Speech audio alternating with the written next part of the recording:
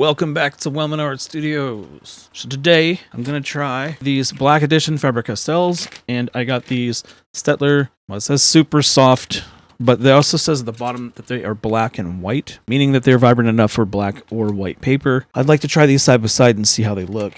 I know they're not a fair comparison because this is 12 and this is 24, but I'm going to do the best I can. And if you should pick either one of them up, that both of these are wax-based according to the research I've done. And they're similar to Prisma in that sense. Prisma uses a wax base. And then I had a Faber Castell Polychromos set once for a while. I did a lot of realistic drawings, hyper-realistic drawings with those. They're really nice oil layers because it's harder usually, the pigment. It layers very, very easily. It's good for underdrawing for painting if you choose to do it that way. And then, so that has a lot of uses. But the wax I never did because I didn't want to risk it lifting or anything like that. So different uses, different things, but I've never used either one of these sets. So I'm going to try to compare the two of them together by drawing a parrot. And I have a friend in St. Lucia who's always asking me to draw. He's an artist too. He's always like, but you draw animals so cool, so well, whatever. So draw some of he likes to draw like comics and stuff too. So he is always asking me to draw the birds and things. And so sometimes I did draw a St. Lucian, it's a white-breasted thrasher, I believe is the name of him. It kind of looks like a little chickadee. And then, so I found a reference photo. I wanted something that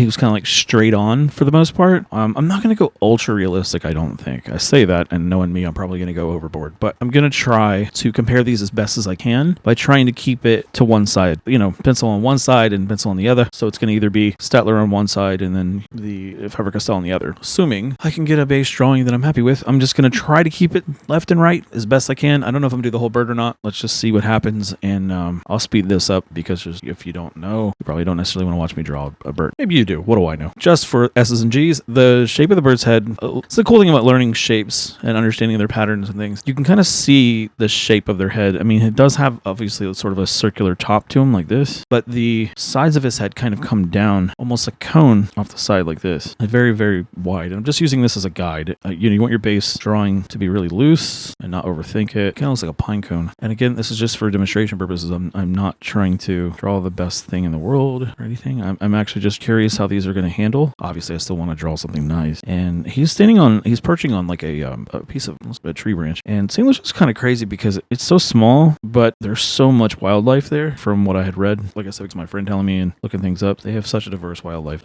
It's incredible. So I just get this base drawing down. If you don't know what I'm doing, I'm just trying to keep it loose, not overthink too much. Don't worry so much about, I mean, yes, you should be thinking about proportion, but I don't stress it right now. I just kind of like, see here, I might have the bottom of his face is roughly here and his wing comes almost to his beak. So this is actually quote unquote incorrect. So I can easily just adjust that and pull his wing up and I can fix all this. And this is a very forgiving pencil. This is actually a drafting pencil that I use to draw with because it is a 2mm and very hard for an HB and it does the job wonderfully for underdrawing. So I like to use it for that. But anyway, we have his wing coming off over here, little wingaling, and he has his feathers sort of bunched up here. That's why I drew him that way. And then his feeties. Again, I'm thinking in terms of shapes when I'm doing this. It's much easier to think about the overall shape of the creature or whatever it is you're drawing. Try not to overthink it in the beginning. You just want to get your base shapes down. If you get your base shapes, you can work your way up to the more detailed stuff. At least that's how I approach it. You do what you want to do, man. I'm telling you what. I'm telling you what to do. You do what you want. I just find it the easiest way. I fought against it for a long time. Like I would, I just want to go straight to the finished drawing. And like, I'm not talking about inking and stuff. A lot of times you'll see some artists, which a couple people I know here on YouTube, Alex and Ike, both of them do straight to ink, which is impressive, to be honest with you. I mean, yeah, you're going to make some tiny mistakes now and again, but the amount of quote unquote mistakes they make is not even noticeable. So it's faster for them to do that. However, for me, because what I'm doing here for drawing with colored pencils or however you want to think of it, painting with them, I don't know. I like to underdraw because as you can see, any mistakes, quote unquote, any corrections I want to make, I don't want to think of them as mistakes as much, but I may not want to stick with the way that I originally drew it. And so in order to get around that, you just construction draw. So using basic shape, see his hook, pull his hook back there. It doesn't have to be perfect yet. Well, ever really, but you don't need to stress it. Just get the basic idea of the guy down. By guy, I mean his bird. So where I'm at here, I pushed him out a little far, not too far, but more than I meant to. I'm actually going to back that up. I'm talking while I draw. I'm making stupid mistake. Okay. Right there.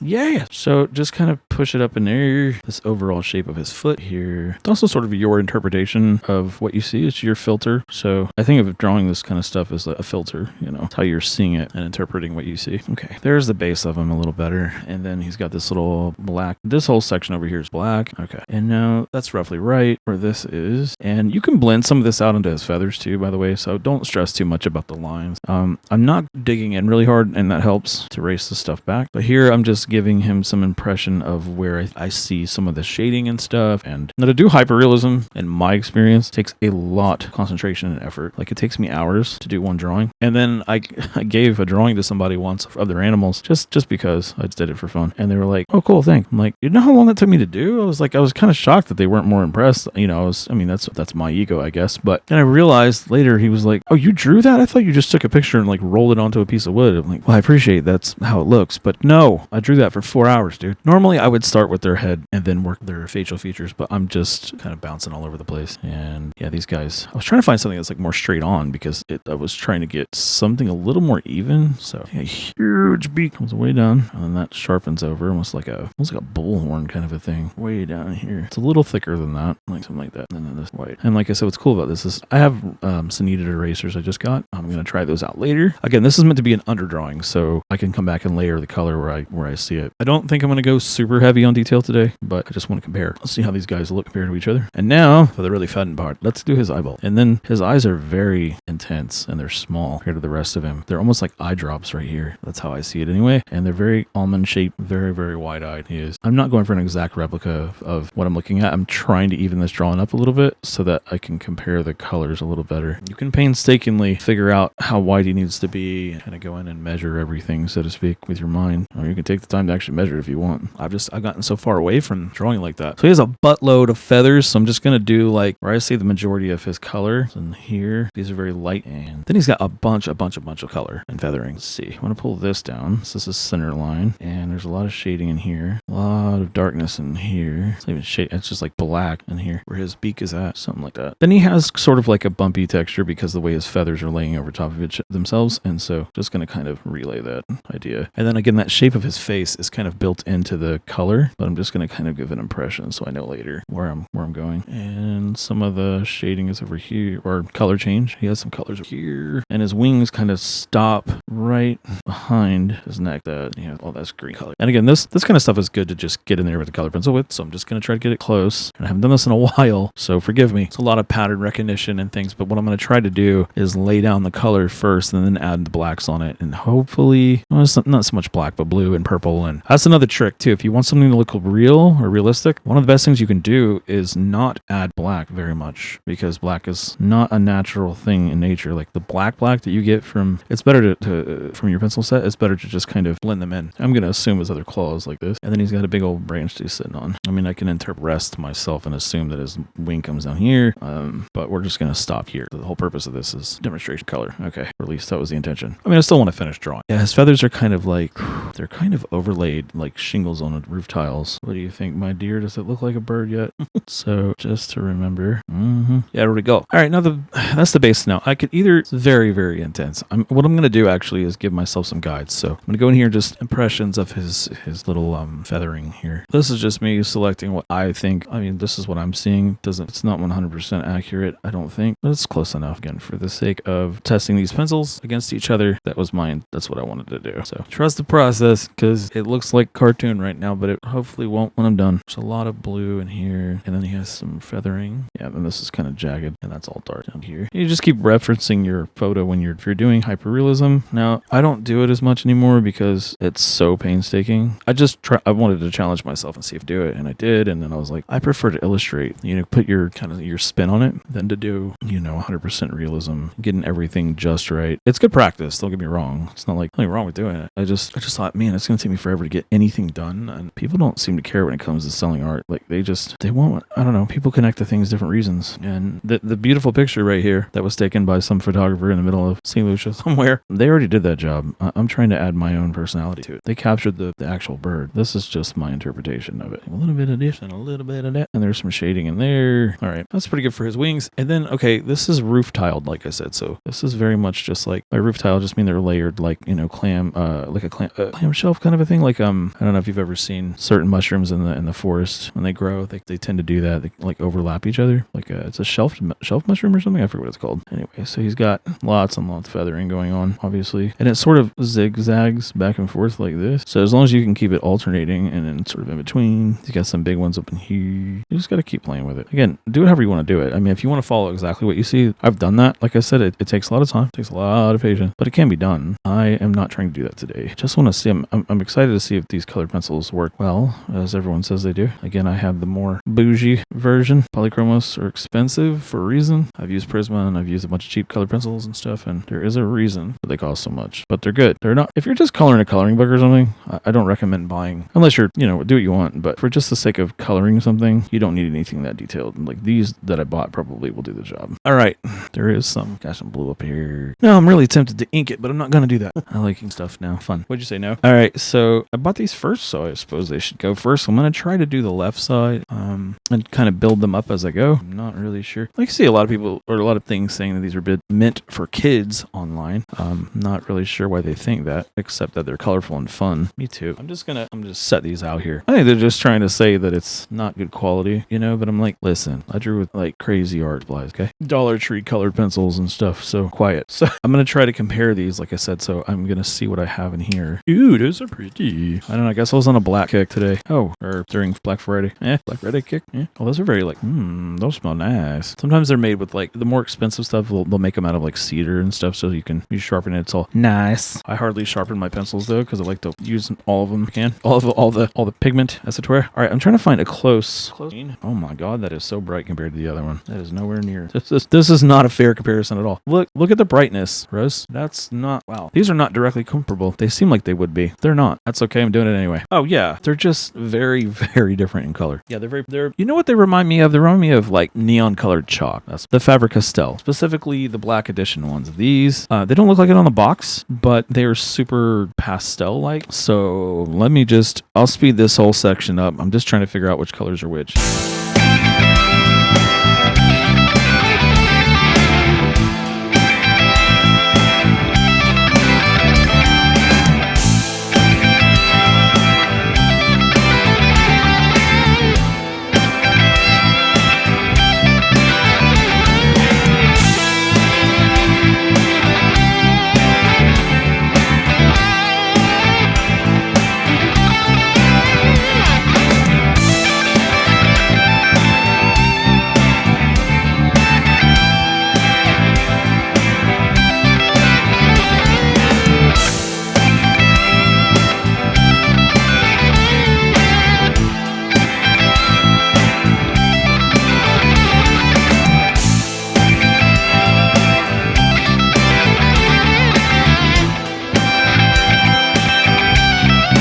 Alright, so my verdict, my thoughts, Sator.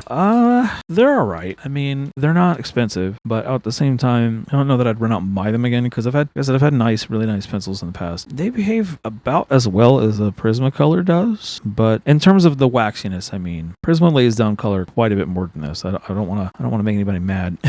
It's just my experience that they're very waxy like Prisma. I prefer Prisma to both of these, but I will say they didn't break on me when I was drawing. That was good. And these are super soft. They're like pastels. You can see that in the colors themselves. These were okay. I mean, I want to try these both on black next and see how they compare. I know this isn't the greatest looking parrot drawing or anything. I just did that as a comparison. I just wanted to see how these would blend and stack. And the white was blending, but like only a little better than just the pencil. It would be easier just to use a blending stump. But I also think that if you're going to go through that much trouble, get a better set of pencils. And I know they're expensive. So if you're in a pinch, if you take your sweet time with them, then yeah, you could probably do really well with these. But Polychromos, my experience that you could just lay them down slowly, layer after layer after layer, and it's good. But these were they're kind of what I would expect, I guess. Now, I mean, they're fine. There's nothing wrong with them, I don't think. It's just, I wouldn't consider these artist quality. Let's just put it that way. So this super soft lead thing up here on the black edition, it's true. If you want to try these yourself, I mean, they're $12 that I got them. I think they're like 12 online or 10 online or something. And I think these were like 10 or $12, but they were on sale. So figured they were on sale, might as well try them. And again, I like to test things for a while before I say, do I like them or not? So what I think I'm going to try to do before I give a final verdict on these is try a couple more drawings and see where they go. See if I like them. Try just a drawing with these, just a drawing with these on their full spectrum and not compare the colors and stuff. But color comparison wise, they're not that far off. I mean, despite these looking like pastels, I think the black throws the color off a little in my mind because the barrel is black. Also, the wood itself is tone black. So it makes everything pop pop out. It's really close to the tone that's in here. It's a little bit more peachy on that. But like for instance, that orange is a little lighter than that. See, it looks closer to the barrel. Barrels don't quite match the color laid down, but whatever. So the Staedtlers, they're okay. I mean, I think they do the job. And these two, they're okay. But I will say, I'd like to try these because it says that they're meant to be used on black and white paper. I mean, colored pencils, I'd imagine would. I never tried it before anyway. But I imagine they're going to pop harder on a black because most people use a tan or a grade toned paper when they color pencil. It makes the colors pop and gives you a better idea of what color, what the value looks like. If I were to do it again, what I would do is draw all the detail in black as much as I possibly can and then go back through and hit it with color because I think that would make it look more illustrated. And I was trying to just do that with the color and it looks, that's partly the artist's fault, but I'm just saying. Colors aren't very vibrant compared to the paper, but I would, like I said, I want to go back, check it against black, and then that kind of would give me my final verdict because I'm going to try both of these separately. And by the way, just in case you didn't know, Staedtler was on this side, Black Edition's on this side, and I think they would work really well together, honestly. They are the same base, so they would mix really well easily. I don't know what else to say. They're alright, so let me try that, and then I'll see how it goes, and I'll catch you in the next one. Peace.